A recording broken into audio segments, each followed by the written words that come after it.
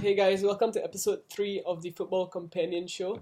So for this week, I'll be doing the same thing I did last week. So I'll be picking out two results that happened over the past weekend to discuss briefly. I'm not going to make it run too long. And then I'll be previewing two fixtures coming up this weekend and then giving my prediction for all of the games at the end of it. So first and foremost though, let's start with Liverpool, who just beat Hoffenheim 4-2 in the Champions League playoffs second leg. So my affiliations are clear to see. So obviously that's put me in a good mood this morning. It's finished 6-3 on aggregate actually.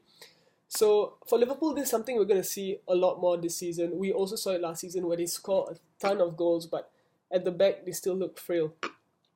So they got into a 3-0 lead, and then Lovren just decides to give the ball away to the striker for whatever reason, and Hoffenheim pull one back. It didn't come back to hurt Liverpool this game, but it's a sign of things to come if Lovren continues playing at the back. He makes so many defensive errors that are unnecessary. Liverpool dropped a lot of points last season from making stupid errors at the back. They will be dominating a game, and for whatever reason, someone in defense, whether it be Lovren, Moreno, even Matip, decides to make a stupid error. Opposition score and Liverpool drop points. That was their failings last season, and they haven't addressed any defensive issues this season. We still see the same centre-back pairing. Matip is an okay defender, provided he's paired along someone who's solid. Lovren is definitely not solid, so it's Liverpool need to look to get that Van Dijk deal done. They have 1 week left now of the window. Yeah, it's the 24th today. The window shuts on the 31st or 1st of September. So yeah, Liverpool have 1 week to get that deal done. I think Southampton actually signed a centre-back this week in Wesley Holt from Lazio. He's a left-sided centre-back, so that's the position that Van Dijk plays. So it would seem on the surface at least that they are looking to replace Van Dijk already, although the Southampton chairman did say that Van Dijk and Wesley Holt will be paired together. I just don't see that happening. Van Dijk doesn't want to be there. Southampton need the money, they need to spend, and they need to sell to spend actually. So yeah, I see Van Dijk leaving. It's a question of where at the moment. I know Chelsea are interested, but Liverpool have had a long-standing interest. It's just how much they've burned the bridges with Southampton that will determine whether this deal gets done or not. But yeah, it'll be a huge coup for Liverpool if they can get it done. Their attack looks sensational this season. Salah has added a new dimension down the right-hand side. Mane is now on the left-hand side, which allows him to cut in a lot more. So yeah, if you can get Coutinho to get his head right, get his head away from Barcelona if that's possible. The deal doesn't look like it's going to happen now, so hopefully he realises and gets back in the fold. If they can get him back firing, get his head right, that's an amazing front four for Liverpool. It's just defensively that they have issues. Okay, so going back to the Premier League. So last week, the two games that I decided to pick out are Chelsea Spurs and Stoke Arsenal. So for Chelsea Spurs, I actually thought Spurs played pretty well this game. They created a lot of chances, couldn't take them, and Chelsea just punished them on the break. Alonso's free kick was sensational. Who knew he was a specialist set piece taker? So yeah, a great free kick from him, and he scored the winner as well.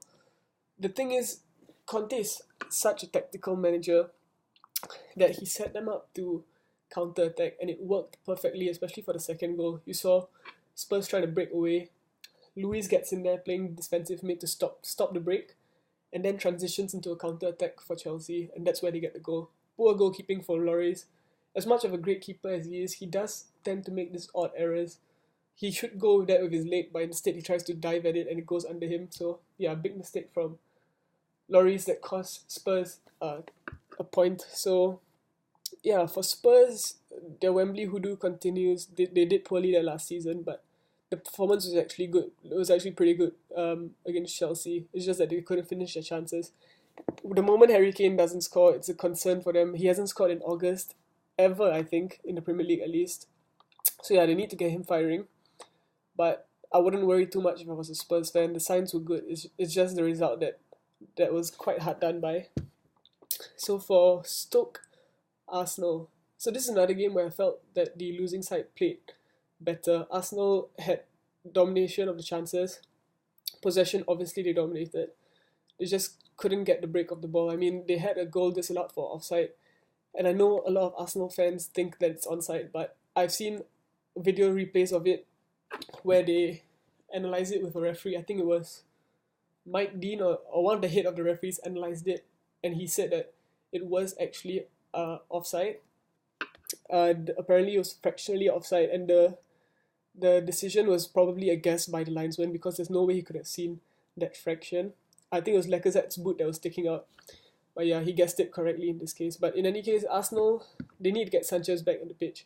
He's that spark. He's the guy that can change the game. He's the guy that can get them a point or 3 points from a losing position. They just didn't have that. Even though they created chances, it wasn't any clear-cut chances. I know Ramsey had one, I think in the first half that Butland saved. But yeah, other than that, they had one or two decent half chances, but like I said, nothing clear-cut. They just seem to be missing the spark. And the thing about Arsenal this season, we know last season there was a clamour to get Wenger sacked, or at least get him to resign, and that didn't happen. They offered him a new two-year deal, and the consequences of that is that whenever things go wrong this season, it's going to be amplified to the nth degree by the Arsenal fans, or majority of them anyway, who want Wenger to leave. So one defeat can make the whole atmosphere toxic. And now they have Liverpool to play this weekend. If they lose that game, it'll be back-to-back defeats, and who knows what's going to go on at Arsenal. So yeah, that's the risk that the board took. And Wenger didn't help himself in this game. He played three at the back like he's done towards the end of last season and the start of this season, but the personnel involved, he shuffled around for no reason. Kolasinac has started well at left wing back. He pushed him into left centre back. Hector Bellerin, a right wing back, is now playing left wing back, and Ox is playing right wing back. Fair enough, Ox has done well in that position, but for the other two, it's unfamiliar territory for them, and there was no reason to make that change. And he's dropped Rob Holding for a poor performance against Leicester, but it's just one game, so it doesn't really make sense. It won't inspire any confidence in the player either. So yeah, I thought that was a bizarre decision by Wenger, but he needs to get some points on the board soon, or the atmosphere at Arsenal is going to go from bad to worse. So yeah, those were my two standout fixtures. The other one was obviously the Man City Everton game. Terrible decisions from the referee. He sent off Kyle Walker and Morgan Schneiderlin, I think it was. For one, Schneiderlin got the ball, for me anyway. I know he got his trailing leg caught Aguero, but he got the ball clean. Don't see how that was yellow card. And for Kyle Walker, he barely even touched the Everton player, and he got a second booking for that. I think it's a case of a referee just wanting to be the star of the show. We've seen this before. We've seen this from this particular referee, Bobby Medley, several times. I don't think he's good enough to referee in the big games. But results-wise, I think both these sides, considering the circumstance, would have taken a point. Man City before the game would obviously have wanted 3 points. Everton would have been delighted with a point. But given the circumstance, given the context, I think both sides will be pleased. Everton obviously more pleased of the two. So yeah, so good solid start by Everton to the season. Okay, so for this weekend's matches, so obviously we have the big game, Liverpool-Arsenal, which is on Sunday, 11 p.m. Singapore time. So for that game, I'll actually be doing a preview with an Arsenal fan on Saturday. So we'll be giving our best combined 11, our preview to the game, our prediction. So I'll save that one. So the other big game is Chelsea-Everton.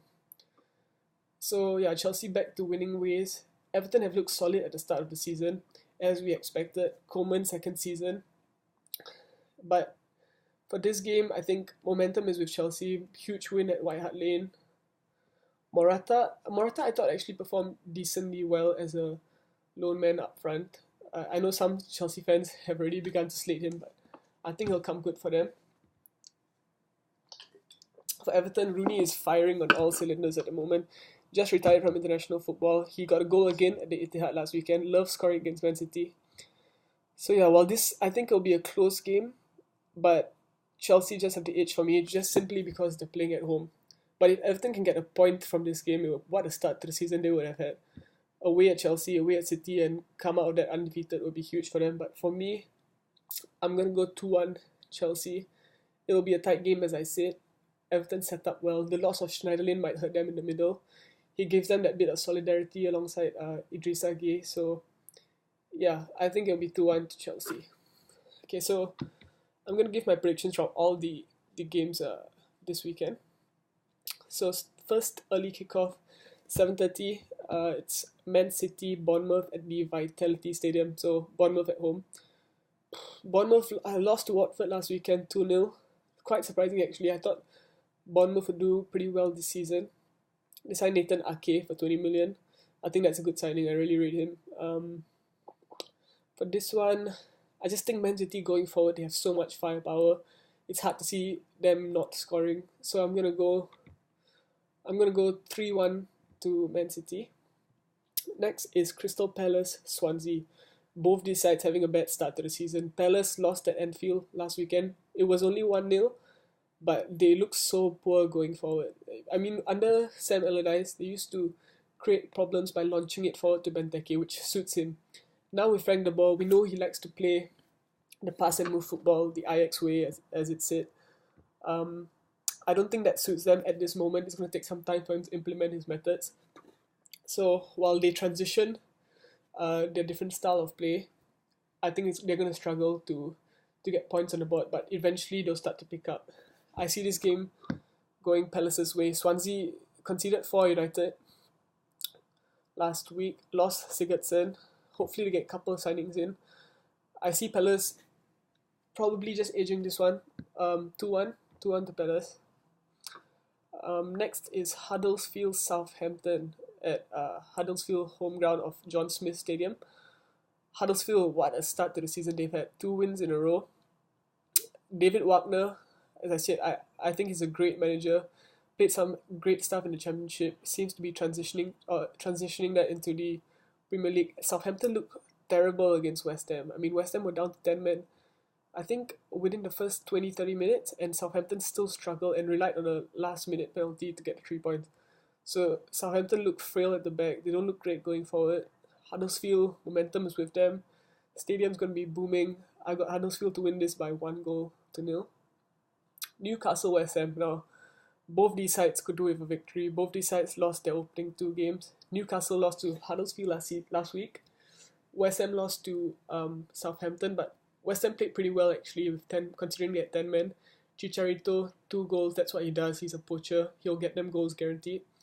For Newcastle, not all is well at St. James's Park. We know Benitez and the hierarchy at Newcastle, there's a split going on. Mike Ashley doesn't want to spend money. He actually did an interview this week saying that he's done investing money into the team. Like, at this point, he needs the team to generate money, the club to generate money for Rafa to spend. So there's obviously issues there. Rafa feels the need to get a few players in, but he doesn't have the money to spend it. So at the moment, concerns about Newcastle. I think if they go to deadline day without signing anyone, I can see Rafa walking.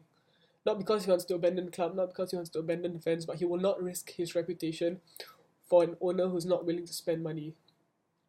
So not all is well at St. James's Park, but I see Newcastle with the atmosphere at the stadium. We know it's great, 55,000 fans.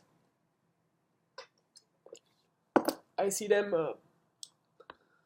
winning 2-1. I'm going to go for 2-1 Newcastle. Chicharito, I think, will get on the score sheet again for West Ham. Watford Brighton. Watford, good result last weekend. They beat Bournemouth 2-0. Brighton, I'm not sure who did they play last weekend. Let me check. Brighton, they lost to Leicester 2-0.